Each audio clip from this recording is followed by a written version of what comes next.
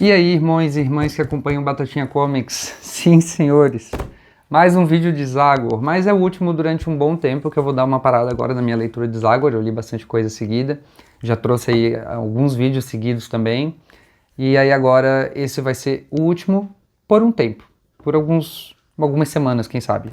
Dessa vez eu vou falar sobre Contos de Darkwood, uma antologia com 3 histórias em cada volume, 6 histórias no total, bem moderna, bem recente e bem interessante.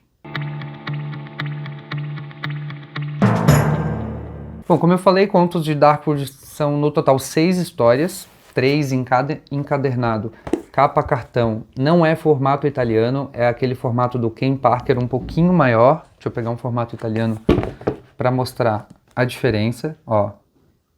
Um pouquinho maior, 1 centímetro para cá, eu acho que 2 centímetros para cá, por aí, ou enfim, um pouquinho maior. É em preto e branco, papel offset, publicação bem feita, sem nenhum erro, se não percebi pelo menos, muitos textos de apoio. Então aqui ó, a gente sempre tem um texto do Moreno Burattini antes de cada história e também alguns textos escritos por um dos personagens da história, ou seja, são textos que fazem parte da narrativa. Deixa eu mostrar aqui. Aqui, por exemplo, ó, bloco de notas de Roger Hodgson. Então a gente tem sempre 2 páginas de texto que fazem parte da narrativa. Mas o que é essa narrativa? Roger Hodgson é um repórter, escritor que está escrevendo um livro sobre as aventuras do Zagor. Sobre quem era o Zagor na vida real, quem ele era como pessoa, como protetor de Darkwood, dos oprimidos, dos injustiçados. E ele está conversando com uma personagem que não sabemos quem é, um personagem nas sombras, assim. Até vou ver se eu pego uma página para mostrar. A gente sempre vê dessa forma aqui, ó. Uma cadeira, aqui nesse lado a gente tem o Roger Hodgson e aqui a gente tem uma pessoa nas sombras, um personagem obscurecido. E esse personagem tá assim porque ele tem um problema nos olhos, ele é fotossensível, tem problema com a iluminação, então fica sempre ali no escuro. Claro, o Roger, ele sabe com quem ele está falando, mas nós, como leitores, só vamos descobrir na 6ª história. E entre cada história, a história ela é narrada por esse personagem para o escritor. São histórias do passado do Zagor, porque essa história se passa 20 anos no futuro. 20 anos do futuro do presente do Zagor. É isso aí. Não diz aqui o ano, eu acho. Pelo menos não que eu lembre. Ah, diz sim. 1860 se passa essa história aqui. Então o Zagor se passa em 1840? Deve ser. E, bom, todas elas são escritas pelo Moreno Burattini, que é o editor e escritor principal do Zagor também na nova série que a Mitos publicou aqui no Brasil, tá aqui nesse cantinho, saíram 13 edições. E elas possuem sempre um prólogo e um epílogo. O prólogo mostra o Roger chegando na casa da pessoa que conta as histórias para ele, a história narrada, e no epílogo mostra ele indo embora, agradecendo e tudo mais. Eu vou falar, na verdade, de 2 histórias, uma do primeiro volume e uma do segundo volume. A do primeiro volume, que eu vou falar, se chama O Vento da Pradaria. O Vento da Pradaria é uma história focada, aqui dá pra ver já pela imagem de capa aqui, que é uma história focada nos animais, é uma história focada em um grupo de cavalos, é uma história com pouco diálogo, pouco balão, né, de leitura, então muito desse conto aqui é narrado através dos desenhos, que são bem bonitos, e inclusive alguns deles são assim, ó, em tons de cinza, que eu achei bem bonitos também. São desenhistas diferentes em cada história, já para deixar isso claro, né? Então o Moreno Burattini escreve todas e desenhistas diferentes fazem a arte de cada história, com exceção da última que tem o retorno de alguns desenhistas. E nessa história aqui a gente acompanha uma tribo de índios, acho que Kiowa. Então a gente acompanha uns índios Kiowa que estão trazendo uns cavalos, esses aqui, ó, esse grupo de cavalos aqui.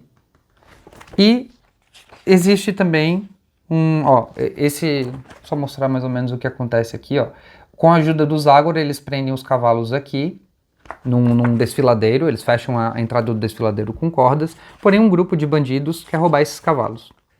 E são bandidos de Velho Oeste, sem escrúpulos nenhum, porcalhões, enfim, daquele jeito que a gente já conhece.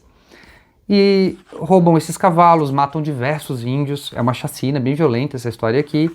Porém, o que eu achei mais interessante aqui claro, um dos índios, que é o principal da história aqui, sobrevive e com a ajuda dos Zagor, eles vão atrás desses assassinos da tribo. Mas o que eu achei interessante aqui é que a história tem um foco muito grande nos cavalos, vários dos quadros e várias das páginas mostram os cavalos cavalgando de forma bem bonita, um desenho bem lindo, e numa égua específica, uma égua que está grávida, que estava grávida, aliás. Aqui é mostrado o parto dela.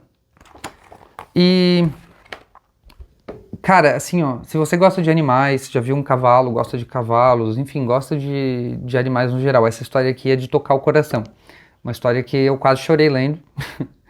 É muito, muito pesada, muito violenta. É o tipo de história que você lê e você pensa assim, ah não, mas eles não vão fazer isso, né? E aí o Buratini vai lá e faz. E você dá aquela soluçada, assim, é muito, muito pesada mesmo. Olha que linda essa página.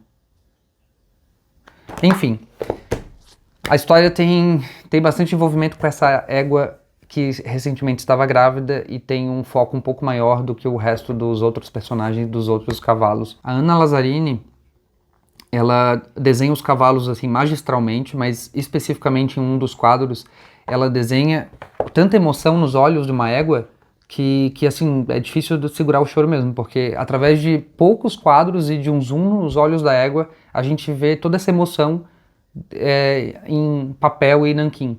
É muito foda mesmo. Gostei muito. As outras histórias também são boas, tá? Mas é que essa segunda história aqui foi a que muito me marcou. Já no segundo volume, este aqui, a história que eu vou falar também é a segunda. Os dois são a segunda história. E aqui eu achei muito interessante porque é a primeira vez em toda a minha leitura de Bonellis até agora em que o assunto da homofobia foi conversado.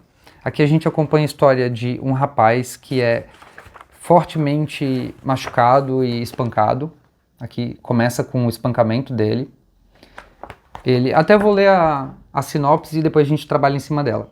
Rancho Harbor. Um vaqueiro é espancado com violência por seus próprios colegas no rancho de Ronald Harbor. Zagor, envolvido por acaso no acontecimento, tenta esclarecer os fatos e salvar uma mãe e uma filha, em um crescendo dramático de revelações e perigos. Então o Zagor encontra ele já completamente espancado, destruído, e o cara só consegue falar uma coisa: Rancho Harbor. E aí ele vai atrás desse Rancho Harbor, descobre o que é esse rancho e tal, mas aí a história se desenrola com base nisso. As pessoas que ele conhece nesse rancho, o próprio dono do rancho, que é o pai de um rapaz que se envolve com esse aqui. Ou seja, esse rapaz que foi espancado, ele foi espancado porque se envolveu com outro homem. E o dono do rancho é o filho desse homem que esse cara se envolveu. E o dono do rancho, ele prefere ver o filho dele morto do que com outro homem. Imagine, isso aqui se passa em 1840, sei lá. Se hoje isso já existe, ainda existe, ou melhor, se hoje isso ainda acontece, quem dirá em 1840? Por isso eu achei tão interessante ter utilizado essa temática numa história do Zagor.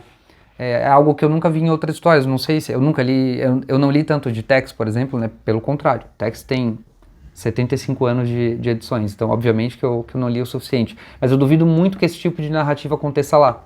Talvez numa série mais moderna como a Tex Wheeler, ou na mensal, mas agora, né, no presente. Isso aqui é de 2020 e me parece ser a primeira vez que algo assim foi abordado numa história do Zagor, porque o Moreno Buratini, na última história, naquela carta que Em Busca de Zagor, aqui, ó, a carta que ele escreve antes de cada história, na última história ele comenta assim, ó: 2 palavrinhas sobre alguns comentários que se seguiram à publicação do número 5, que é a história anterior da homofobia. Depois que questões relacionadas à homofobia foram mencionadas pela primeira vez em uma história do nosso herói, ou seja, décadas para mencionar uma história dessa, não é o caso de trazer à baila o politicamente correto, ou ele não botou aqui, mas o woke, como as pessoas falam, mas sim de reiterar o que deveria ser óbvio. Zagor ajuda quem precisa dele, seja quem for, com base no senso instintivo de civilização, solidariedade e justiça, que é, desde as suas origens, uma das bases da sua natureza, nada diferente do que ele sempre fez. Nunca ouvimos perguntar antes de socorrer alguém quais eram as orientações sexuais do socorrido. Ou seja, teve reclamação na Itália. Provavelmente teve reclamação. Para ele ter respondido isso numa carta na próxima edição. Então, assim, cara, ó. Acho que se você é fã de Zagor, ou desses personagens que lutam pelos injustiçados, lutam pelos oprimidos, e você é um opressor, você tá muito errado. Sinto muito. Mas você tá muito errado. O Zagor aqui em nenhum momento presta julgamento a ninguém. Ele descobre qual é o motivo da história, né? Inclusive, na verdade, ele julga o pai do rapaz por fazer isso com o filho só por causa dessa situação, só porque o filho é gay. Claro, no momento ainda em que aqui o Zagor se mostra como uma pessoa muito evoluída para a época que essa história se passa. E é assim que os nossos heróis têm que ser, eles têm que ser exemplo, eles têm que ser muito evoluídos comparados à população média daquela época que se passa a história. Então foi muito legal. O Zagor é um dos meus personagens favoritos aí da Bonelli, eu gosto muito das histórias dele, e foi muito bom ver ele representando aqui um aliado, um personagem lutando contra uma injustiça, uma homofobia, um crime, um preconceito. Aqui, na verdade, o Zagor é contra todos os preconceitos, por que ele não seria contra esse tipo de preconceito também? Enfim. Gostei muito dessa história, me surpreendeu demais eu ver isso numa história do Zagor, mas me surpreendeu positivamente, o que deve ser diferente do que aconteceu com alguns leitores que tiveram que fazer comentários aí para Bonelli, pro Moreno Burattini ter que responder esses leitores. Mas, como disse o Moreno Burattini, o Zagor nunca perguntou a orientação sexual de ninguém antes de salvar essas pessoas. E se você acha que em 1840 não existiam gays, aí posso fazer nada, né? Se você quer ler uma história bem diferente do Zagor, 6 histórias com pouca ou nenhum